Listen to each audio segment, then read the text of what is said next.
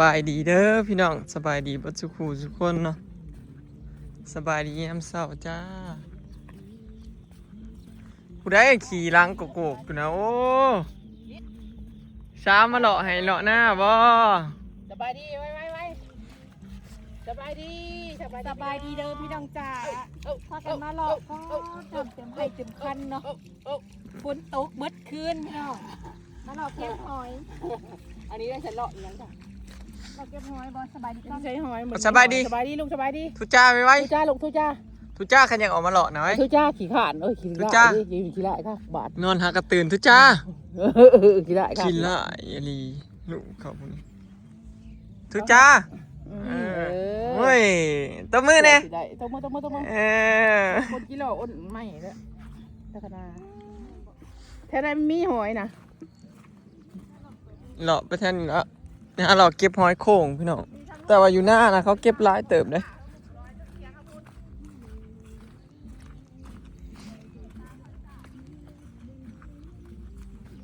แต่อันนี้คือบ่ค่อยเห็นเนาะ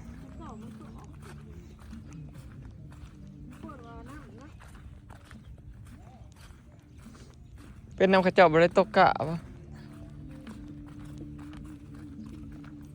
แถวนี้น้ำบ่หลายคืออยู่หน้าเขาเฮ้ยแถวหน้าเขาน่ะน้ำหลายเลยถ้าเขตอันเขาให้เขตทงหน้านี่ลงไปหอดหน้าเขานะน้ำหลายกูนี่อันนี้บ่มีทางไหล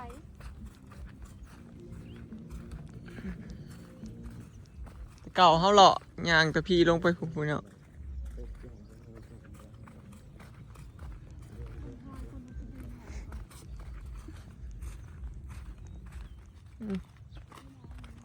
ยังบ่เห็นหอยเนาะ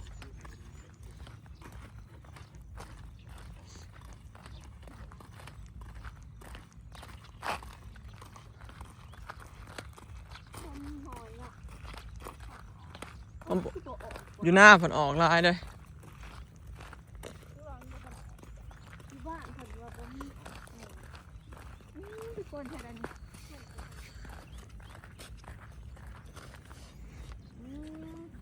ตายเราหักก้นกิโลเลิกกี่ตาย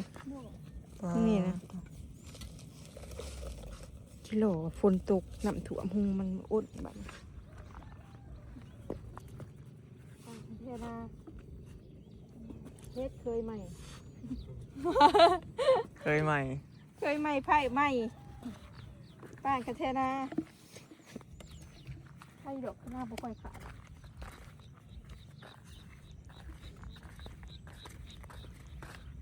โอ้ยมันยังบ่ออก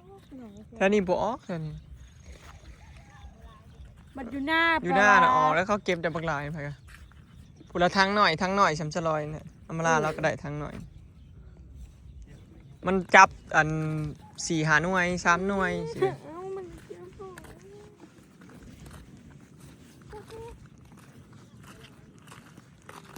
ฝนกระตกมิดเหมือนอีกแล้วนะตกลินบนมือบนคืนหนักกระถ่วมลูกเขาหอมแต่เขาหอมยอถึงมูลฐานนี่เมื่อลูกป่าน้ำพ่อใหญ่นะมาเก็บหอยบ่ออกปีทั้งปีพี่น้องเอ้ยวันนั้นก็ตกกันเป็นให้เป็นพันนี่นะเจ้าอยากจะต้องออกไปเก็บกินนะไปออกหน้ามือบ่ออกสิไปไทยหุดนะเย็นอยู่หน่อยจะไทยหน้ากับพี่คนถ่ายคลิปมันก็ไม่หลงกดยังเริ่มเนี่ยพี่น้องเริ่มบ่มีเวลาระบาดบ่ออกสิไปไทยหุดหน้ามือก็สิพอดับมาบอกแม่นคืบยาวคืบหนึ่งเนี่ยก็เผื่อคอยไทยหุ่นหน้าแล้วก็พอดีดำหน้าเลยแหละไทยก็ประมาณทิศปลายนะจิมอนผ่อนใช้ได้มาไทยรถเขา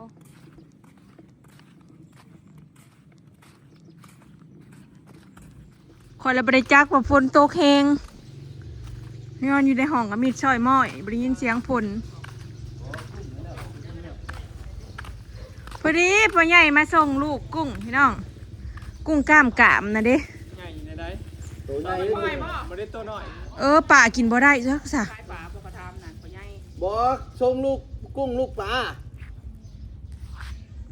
ป่า ขั้นเอาหัวมันตัวใหญ่เป็นเท่าก็เสียลายทงอยู่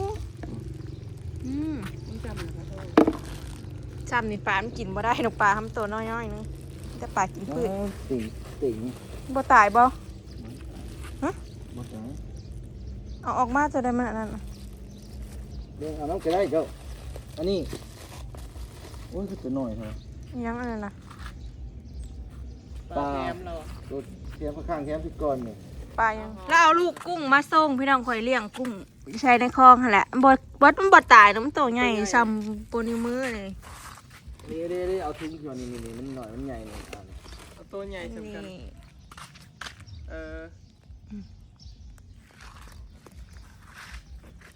มันมีตัวใหญ่กับตัวน้อยซับกันเนาะหาถุงเนาะเอาเฮาอุ้ย อุ้ยมีหัวขาดกินกันบ่ ปีที่แล้วปล่อยตัวใหญ่ได้พี่น้องไว้ปิ่งให้อลิสกินเนาะหาถุง ที่หกอ่ะ โอเค6 ถุงนำแล้ว เอาแล้วแถมแต่ก่อนเราลืม แถมถุงหนึ่งพี่น้อง เราข้างไว้ กว่าถุงแล้วเราแถมถุง เอาเงินให้เราเฮ้ยได้เขามีอยู่ไหม ติ่งกัน ถุงละร้อยเนาะ คุณมีบุหูจะได้ แม่นถุงละ100พี่น้องลูกกุ้งนะบ่โหมีจักโตบ่ ทอดอยู่บ่10ตัวโต3โต คิดว่าพี่สิห่อ ถ้ามันตัวใหญ่นี่โห เขาเจ้าเอามาแต่ยามนี่ได้กุ้งก็ได้ปล่อยไว้กิน อันนั่น เมื่อคืน นี่ นี่ เจ้าน่ะแล้วว่าต้องเป็นย่ามฤดูเขาอันให้เขาเอิ้นฤดูหยังหรอที่เขาดูดน้องเขาอ่ะนะ เกี่ยวเขาแล้วเดือน2เดือน3ผู้ หอยแนวพันธุ์เลยว่าจะได้หอยอันนี้ก็จะว่านะ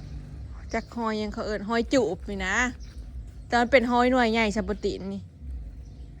แต่เอานั่นไว้ให้เฮาเด้อเฮาจักได้น้ำเต็มให้เต็มคันเลยเนาะมานะ เต็มอยู่ว่าแกงฝนเมื่อวานเมื่อก่อนนับปงฝนห้ามสวยว่า เมื่อวานนี่ฝนบ่ได้แห้งนะก็มาแห้งเมื่อคืนแต่บ้าน ออกไปปล่อยได้ยังไง อืม ปล่อยเล่นแล้วนะออกไปปล่อยเลย จะเข้ามาใหม่บ่ ใช่ เดี๋ยวออกไปปล่อยกุ้งอยู่สวนก่อนพี่น้องเฮาก็สิออกหน้าพุ่นแหละเนาะมื้อนี้ลูกแน่โหโตใหญ่แล้วเนาะปีแร จักโตเจ้าว่ะเฮาประมาณ10โตเนาะ 13 14บ่ แต่เก่าขายตัวละ3 บาทเท่าใด แล้วก็ขายจะได้เนี่ยนี่นั่น 1 2 3 4 5 6 7 8 9ประมาณ10กว่าโต น้ำที่วัวนี่ แต่สิไปส่งภายในหิไปมันแตกเบิดเลย ต่อไปชมเจมันก่อน มีแต่ฟองมาลานะบ่ เห็นมันน้ำมันย่อยจริงๆน่ะเพราะว่าเติมน้ำนี่เยอะขึ้นปักช่อง เฮาใส่อันนั้นมันหลายเลยเนาะ ใส่มาหลาย ใส่มาหลาย ไปลมฝนมาดอกกระเล่านี่เอากุ้งมาปล่อยแม่นป่าไปเบิดเลยบ่ในหนองนะในคลองเขานะ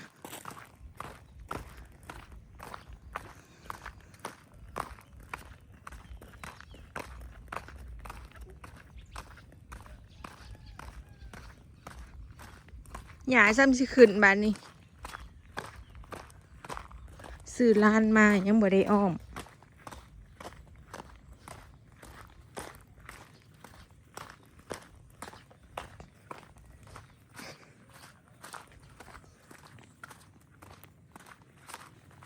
บาทนี้ก็คือให้ย่ำหน้านี่เนาะต่อไปก็รอคอยอยากไปเก็บเพชรปวก นี่น้ำในคลอง เป๊ะป่าเพื่อนไปเบิดและบ่เอ้ย มันคือเก่า เจ้าคือฮู้ เอาไปกินหมูได้เกลือมาสามมันคือมากินเบิด กินมันเข้าไปน้ำหันเลยพอบ่เหลือ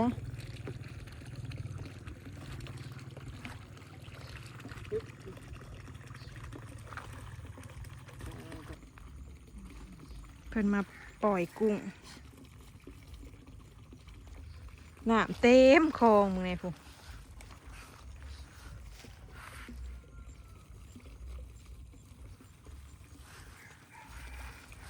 น้ำเรืองก็เหอะน้ำมันไหลลงไป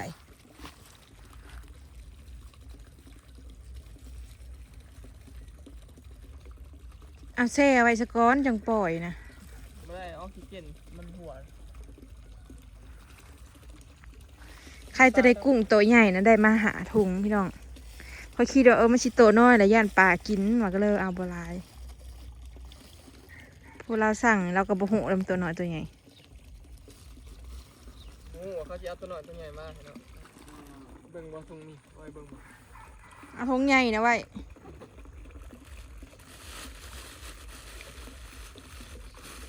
แท่ละแท่ไป2-3 นาทีจังปล่อยนะครับเอาลงมาแซ่น้ำกันโดด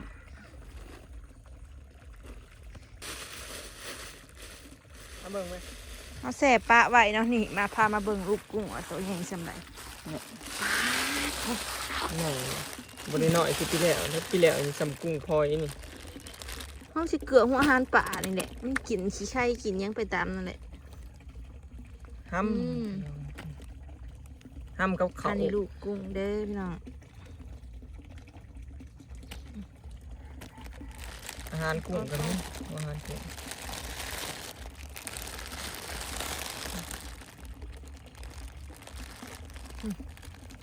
จะบอกยังไง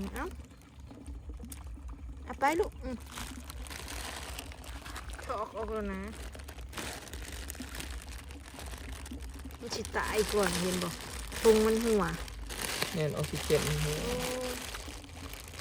ขอบ โคโลดแต่ตัวนี้พวกคามนกุดมันสิตาย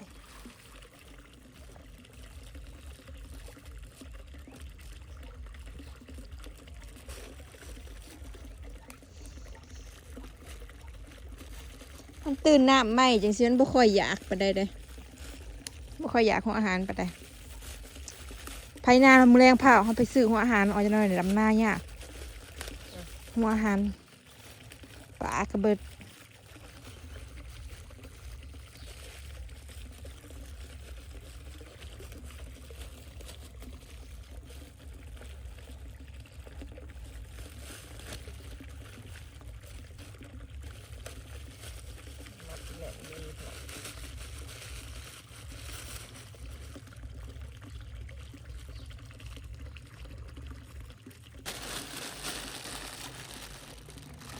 ก็ตกใหญ่จัง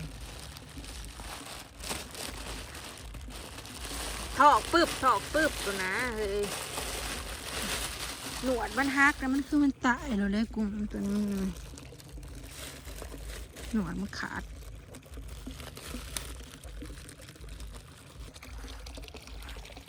งามซ้ำสิไลออกบ่านี่และไลลงมาพี่ซ้ำสิเฮิมต้นใหม่ใบหญ้าก็ได้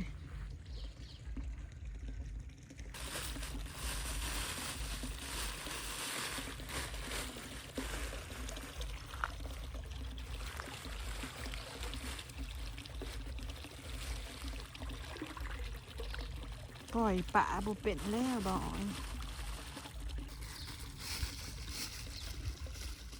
เอาลงทางแจ๋นั่นเห็นบ่แจ๋ทงอย่างน่ะแจ๋ขางมันน่ะเอาปากมันน่ะดึกลงน้ำพูจิกลงน่ะเห็นบ่ถอกลงมันก็ลงง่ายกว่ากัน ตัวนี้ได้ใช่เบิ่งนี่ตรงปล่อยแล้วบ่ตัวบางอย่าง ตัวนี้คือตัวเรืองเนาะตัวนี้จนสิพอกินแล้วจ้า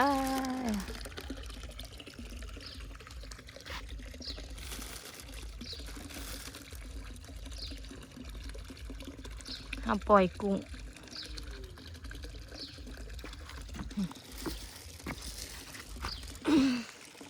ตายแล้วฮะ ยังมันตัวใหญ่มันกินแล้วน่ะ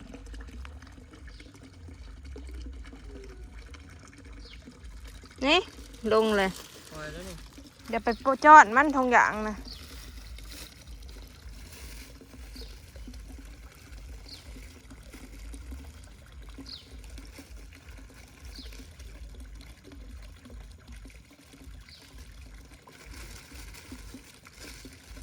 ร้อย ทงหนึ่งปีประมาณ10 กว่าตัว12-13 ตัวเนาะ มันทงก็คือว่ามีแต่10 ตัว มันก็ตายน้ำ2 ตัว 3 ตัวหลายตัวอยู่ได้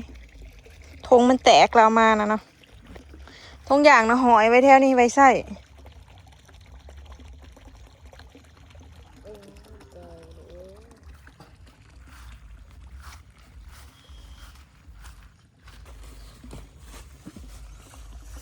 ปล่อยแล้วพี่น้องเดี๋ยวถาเบิ่งเนาะว่า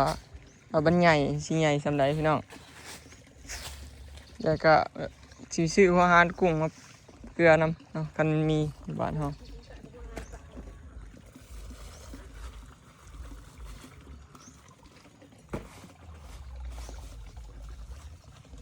ฝนตก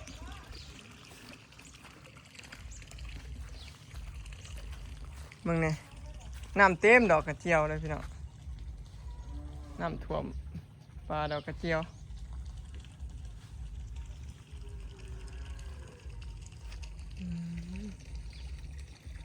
น้ำท่วมเลยจ้า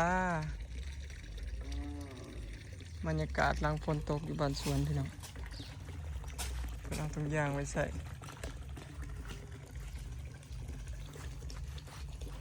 ไปเมื่อก่อนบ้านี้ไปหาไทยนาต่อค่อย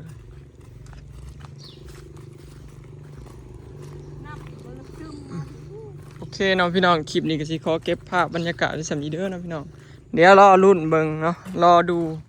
กุ้งกล้ามเฮาเนาะไปแล้วสบายดีว่ามันสิใหญ่บ่พี่น้อง